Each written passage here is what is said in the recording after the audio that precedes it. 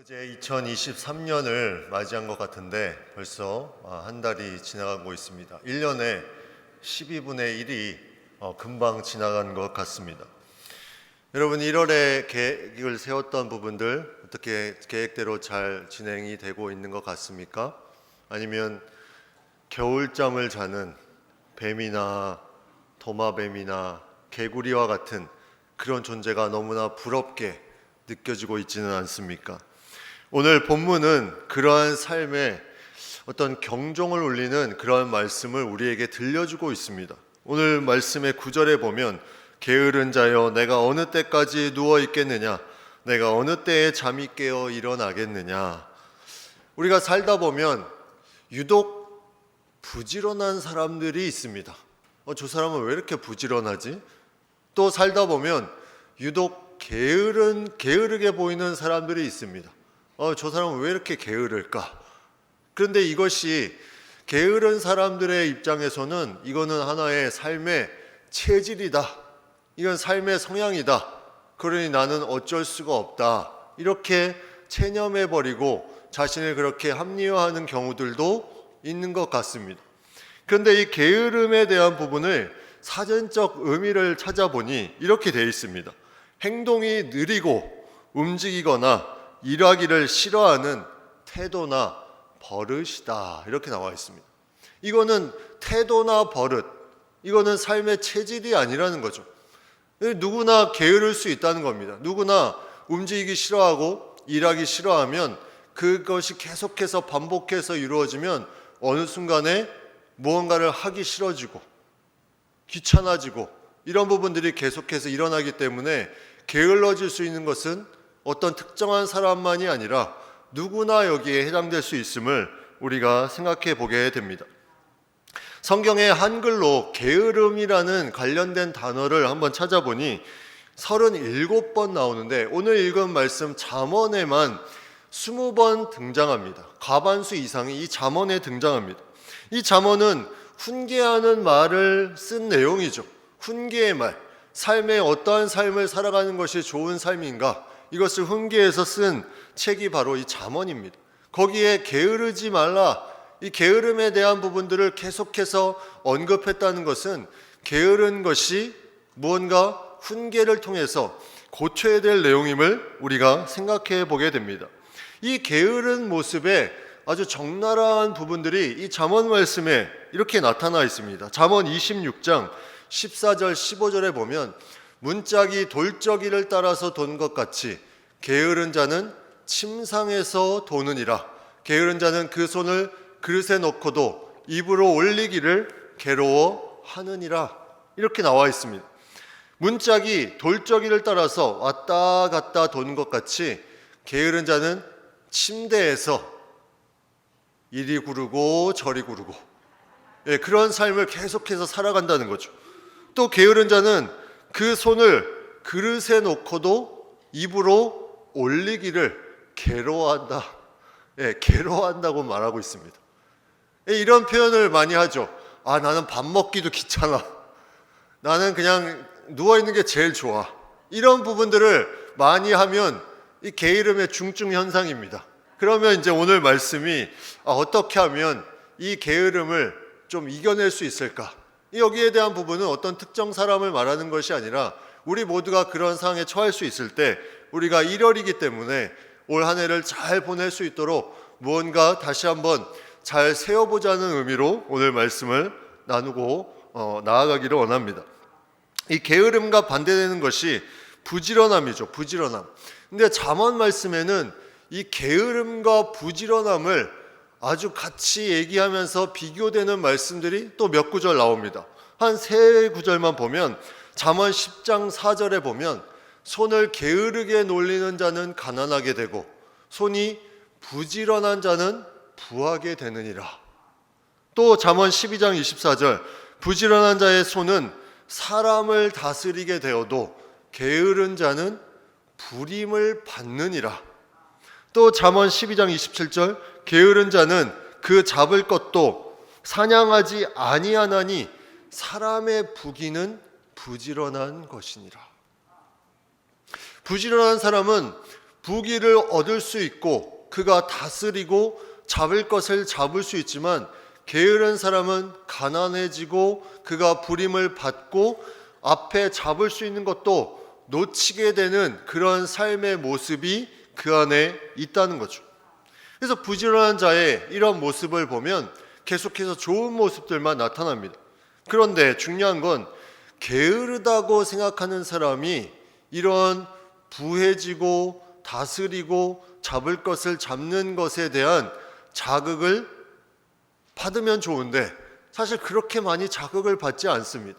게으른 사람은 그 부해지는 것도 귀찮은 거예요. 다스리는 것도 귀찮고, 그래서 그냥 게으른 상태에서 계속해서 유지되어 자신의 어떤 부분에 계속 나아가기를 원하는 마음들이 있기 때문에 이러한 말씀이 있어도 사실 그렇게 큰 자극을 받지 않는 경우가 많이 있습니다.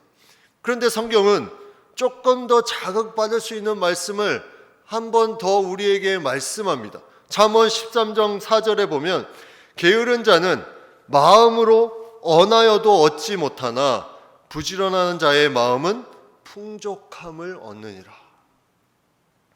게으른 자는 마음으로 무엇을 언합니다. 근데 그것을 얻지 못한다. 그 마음에 원하는 것을 얻지 못할 뿐만 아니라 마음이 공허합니다. 그런데 부지런한 자의 마음은 그 결과를 얻든지 못 얻든지 부지런한 자의 마음은 풍족함을 얻는다. 결과의 풍족함이 아니라 마음의 풍족함을 얻게 된다. 이렇게 말씀하고 있습니다. 내 마음에 무언가 어려움이 있다는 거죠. 뭔가 공허함이 있습니다. 뭔가 채워지지 않는 그런 부분들이 있는데, 부지런한 사람은 그런 공허한 마음들이 풍족해진다. 이렇게 말씀하고 있습니다. 이건 좀 자극이 되는 말씀이죠. 왜냐하면 게으른 자라도 원하는 것이 있는데 마음이 원하는 것이 응답되지 않을 뿐만이 아니라 마음의 공허함이 계속해서 이어집니다. 대신에 부지런한 사람은 그 결과에 상관없이 마음의 풍족함으로 뭔가 편안함을 누릴 수 있다는 것, 이 잠언에서 그것을 말씀해 주고 있다는 거죠. 바울도 이 부지런함을 상당히 강조합니다. 로마서 말씀을 보면 1장에서 11장까지는 교리에 대한 말씀이에요. 교리. 근데 12장부터는 삶의 생활에 어떠한 삶을 살아야 되느냐, 이러한 말씀을 로마서 12장부터 16장까지 바울은 써 내려가고 있습니다. 그 중에 12장의 앞에 나오는 내용이 뭐냐면 부지런하며 게으르지 말라, 이 내용이에요. 뭔가 이런 내용들로 종합해 보면 성경에 말하는 인간의 모습, 하나님이 원하시는 인간의 삶의 모습은 게으름에 있는 것이 아니라 부지런함에 있음을 우리가 말씀 가운데 생각해 보게 됩니다. 게으르면 뭘 하는 것도 귀찮은 거예요. 사람 만나는 것도 귀찮고 무슨 일하는 것도 귀찮고 모든 것이 다 귀찮습니다. 내 삶의 어떤 부분의 영역에 무언가 더 하는 것이 귀찮게 느껴집니다. 하나님이 재능을 주셨음에도 여기에 대한 부분을 사용하지 않고, 이것을 사용하지 않고 그냥 땅에 묻어두는 그런 부분들이 그 안에 있다는 거죠. 우리가 달란트 비유에서도 그런 부분들을 보지 않았습니까? 이 한 달란트를 받은 사람이 주인의 뜻을 잘못 왜곡해서 이것을 그냥 묻어둡니다. 그냥 게으르게 묻어두었죠.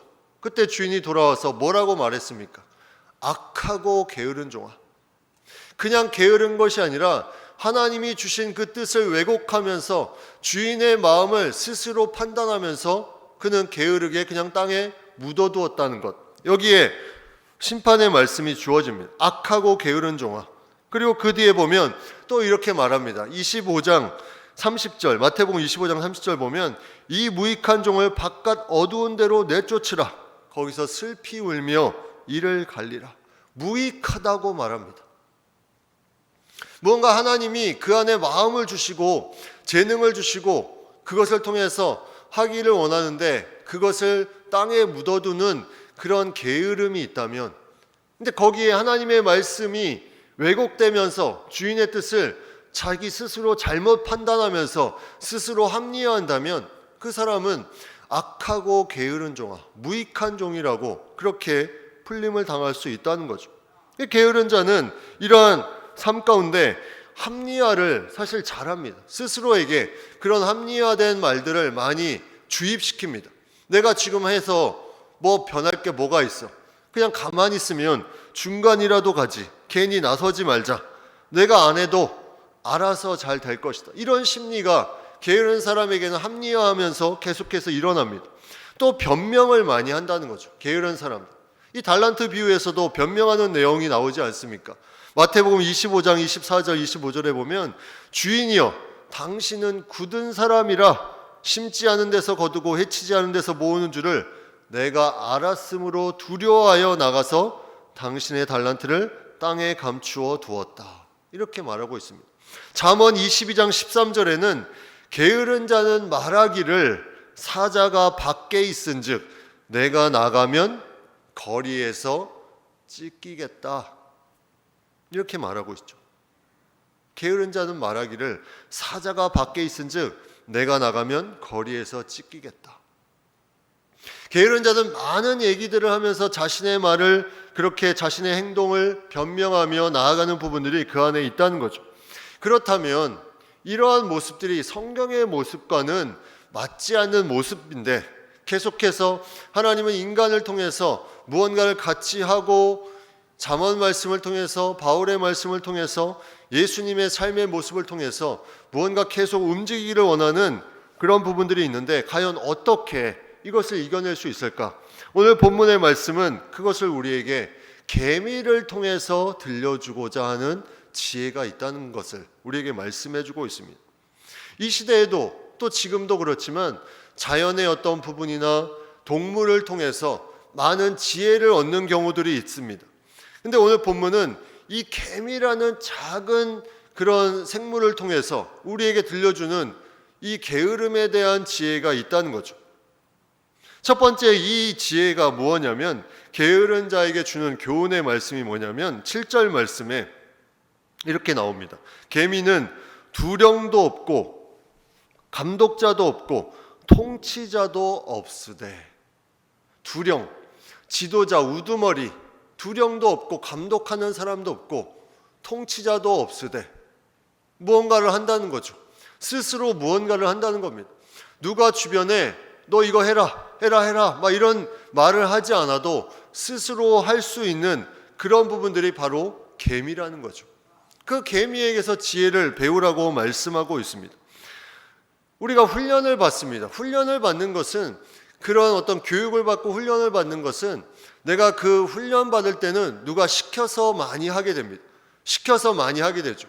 근데 그 훈련을 어느 정도 하게 되면 이제 스스로 할 수 있는 힘이 생기는 겁니다.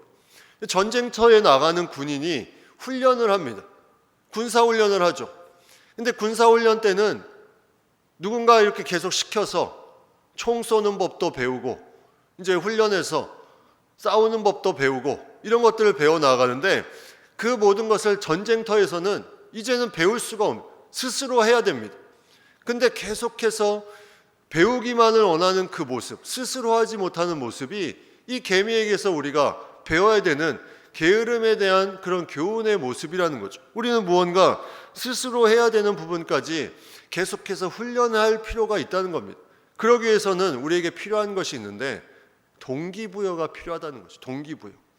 내가 이 부분을 그냥 하는 것이 쉽지가 않습니다. 내가 어떤 일을 하든지 동기부여가 되면 거기에 대해서 내가 움직이고 무언가를 할 수 있다는 거죠. 이 개미에게 동기부여는 무엇입니까?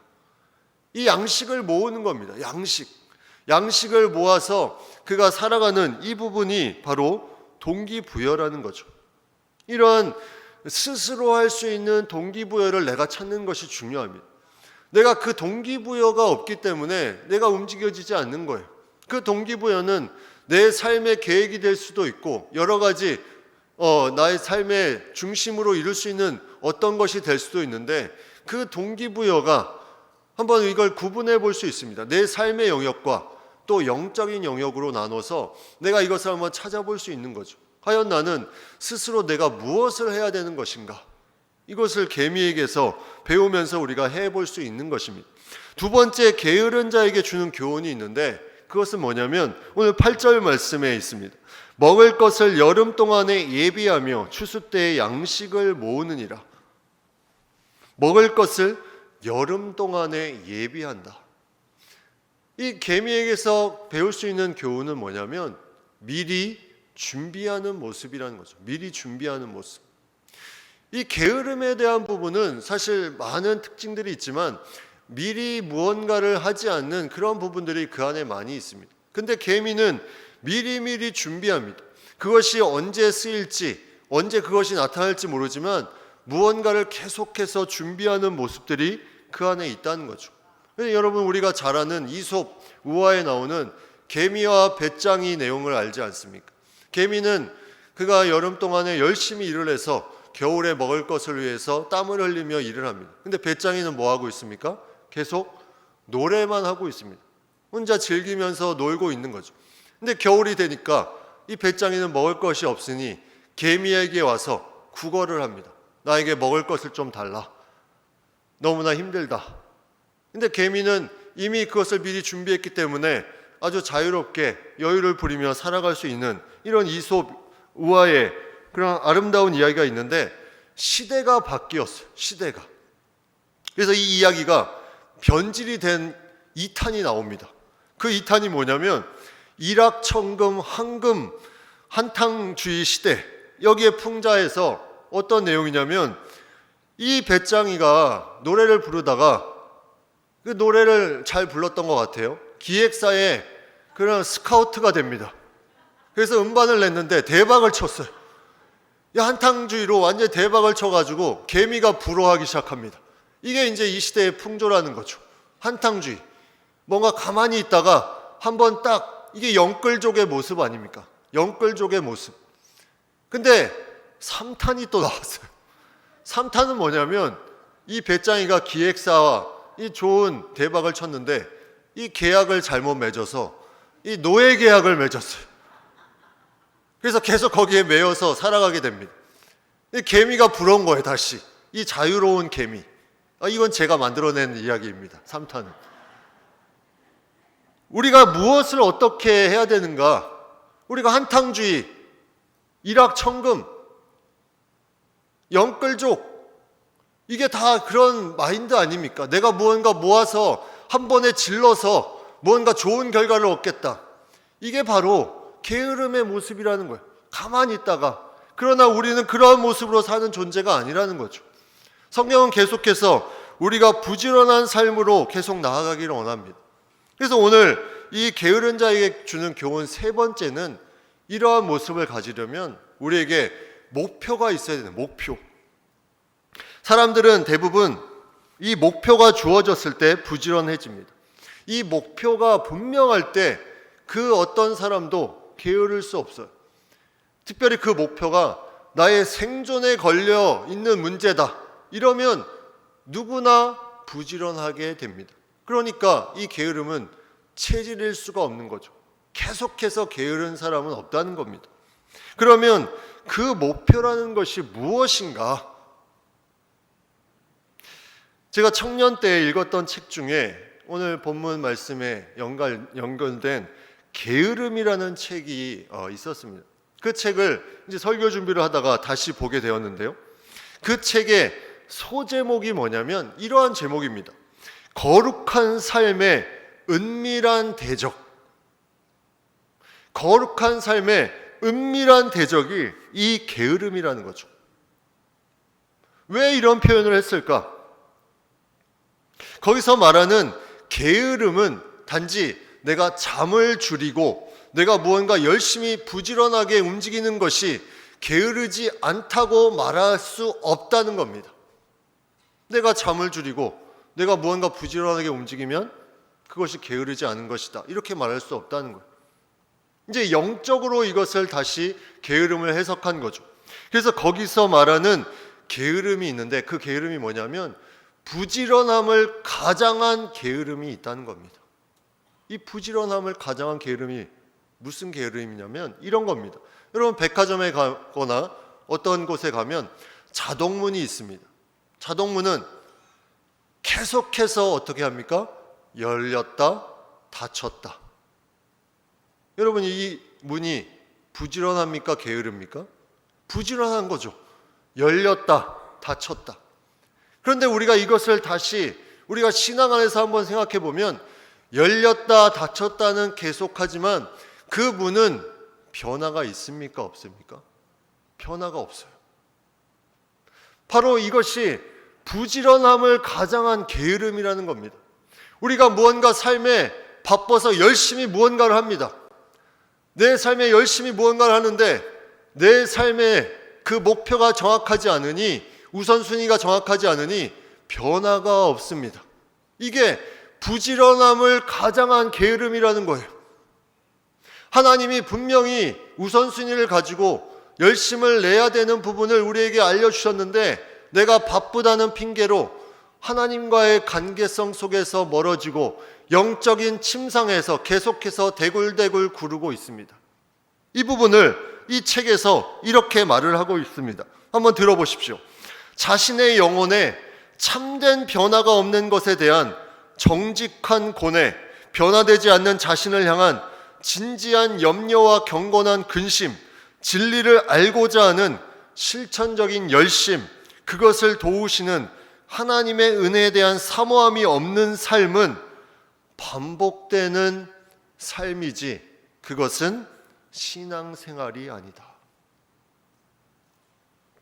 내가 정말 정직한 고뇌로 하나님을 찾고 내 변화를 위해서 무언가를 계속해서 힘쓰며 나아가지 않는 그 모든 종교 생활은 내가 바쁘다는 반복적으로 부지런한 모습을 가장한 하나님을 진정으로 찾지 않는 게으른 모습이라는 겁니다.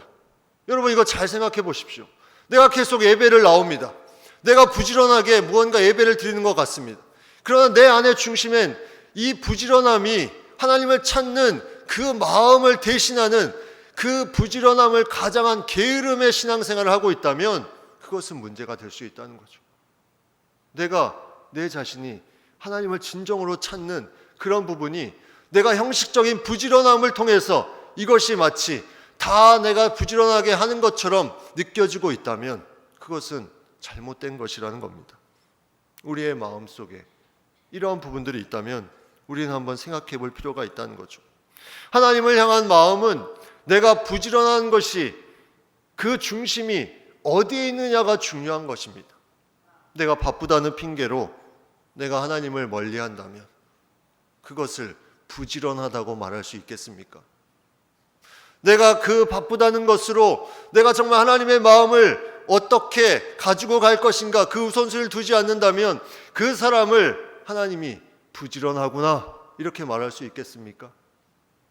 우리의 우선순위, 우리는 한 해를 시작하면서 이제 한 달을 보내면서 우리가 어떠한 마음으로 어떠한 부분으로 내가 부지런함을 가지고 가는지 우리가 생각해 봐야 됩니다. 예수님의 삶은 계속해서 십자가의 그 삶으로 나아가셨는데 예수님의 삶은 부지런함을 그 십자가 하나만으로도 감당할 수 없었지만 그는 만나는 모든 사람들을 외면하지 않으시고 그의 사랑을 베풀고 베풀어 주셨습니다. 이 사랑에 우리가 어떠한 마음을 가지고 가야 되는지 우리의 동기부여가 무엇인지 우리는 분명하게 우리의 마음속에 있습니다. 우리의 목표가 있습니다. 그런데 여기에 대한 부분을 내가 접어두고 나의 바쁜 일상이 나의 부지런함이 마치 내가 잘 사는 것처럼 그렇게 생각해 버린다면 이것은 사탄이 주는 착각에 우리가 매여 있는 것입니다. 하나님은 이 세상을 부지런한 사람을 통해서 무언가를 계속해서 이루어 가시는 세상의 원리를 만드셨습니다. 그런데 거기에 또 하나 중요한 것, 이 부지런함이 어떠한 방향성을 가지고 있느냐, 이것이 또한 너무나 중요하다는 거죠. 내 삶을 한번 점검해 보십시오. 내 삶에 정말 이러한 부족한 모습들이 있지는 않은지, 영적으로 계속해서 침상에서 굴러다니는 이런 모습이 있지는 않은지, 그냥 자동문처럼 왔다 갔다 이런 모습이 있지는 않은지 우리가 한번 이런 부끄러운 모습들을 주님 앞에 내려놓고 주님 저를 다시 한번 회복해 주시옵소서, 이 기도로 우리가 나아갈 수 있다면 우리가 올 한 해 이제 첫 달을 보내면서 이 나머지 달에 이러한 것들을 계속해서 쌓아간다면 우리는 귀한 마음의 풍족함과 또 아름다운 하나님이 원하시는 귀한 때에 주는 귀한 결실 열매들을 우리가 누릴 수 있게 될 것입니다.